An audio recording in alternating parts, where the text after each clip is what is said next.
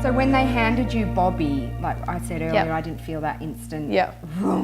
What was it like for you? Did you? It was amazing because we didn't find out what we were having, but I knew I was having a boy. Like I just had this gut feeling that I was having a boy, and I've pushed him out and I was so exhausted I threw my head back and I just got this plonk on my chest, and I'd always envisaged if it was going to be Bobby, if he was going to be a boy, it was always going to be Bobby, and I'd always envisaged Bobby to be really chubby.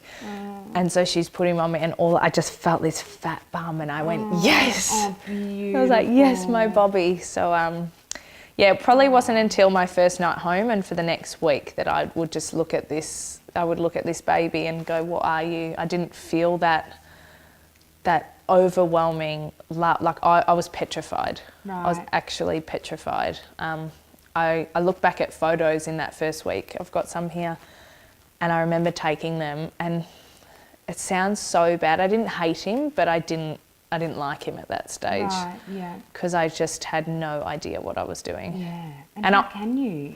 But the thing is, though, I went in with an idea. Like, I've been a nanny, I've babysat, I've had kids all around me. So I actually did have an idea, but then when it's you and it's your child, you really have no idea what you're doing. And actually nothing can prepare you. No. And Book, who works at show+tell, would say, you know, when she was pregnant, well, you know, what's it like? And you can't. There's no amount of babysitting, nanny, anything. Nothing. Because you can't experience books that are a love load of either. shit. Yeah. All of them, no.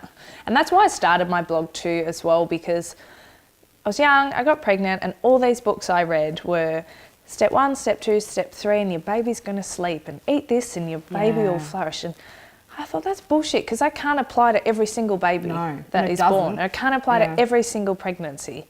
So that's why I started writing as well, just to offer my own experiences, like a realistic approach to it all. Totally, and women just loved it. Yeah, and because even though your story isn't the same, like all of our stories are so different. You can just grab bits from people and go, I connect with that. Because sometimes you go, am I doing this right? Is this normal? Is this what it's, you know, you kind of, especially as a first-time mum, second guess everything. Yeah, and absolutely.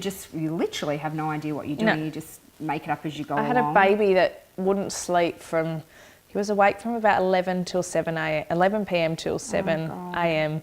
for the first week. And I just thought, is this going to last forever? Like, what am I possibly doing that makes this baby scream so much? Yeah. He was fed, he was clean, he was warm, but, you know, that's what you do learn, and hindsight's a wonderful thing, that a lot of it's just out of your control and you just got to roll with it. Totally. God, because you are now 11 weeks pregnant.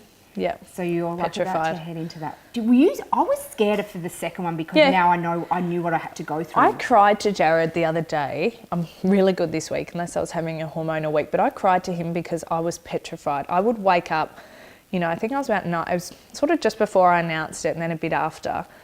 I was so scared. I think with Bobby I was so excited, but I was also naive to what was coming. Yes. So I was like, baby, oh, it'll be hard, but you know, this time I'm like, fuck, I know what's coming and I'm really scared. I know. I'm really scared. I am excited, but I'm so much more scared this time. Yeah, oh my God.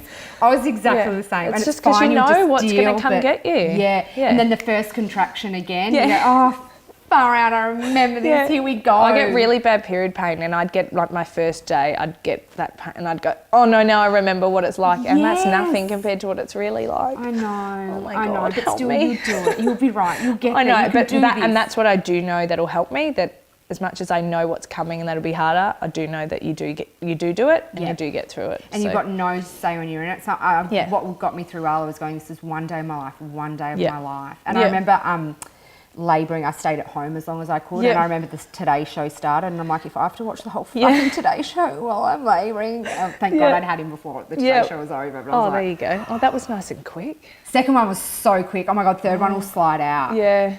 Well, that's my obstetrician said that this time. He's like, this one, you know, a few hours, 15 minutes pushing, done. And I'm like, ooh, few hours. I'm ready for that. I know. You don't want to go too quickly, though. It'll tear you apart. Yeah, rip me apart. My poor family.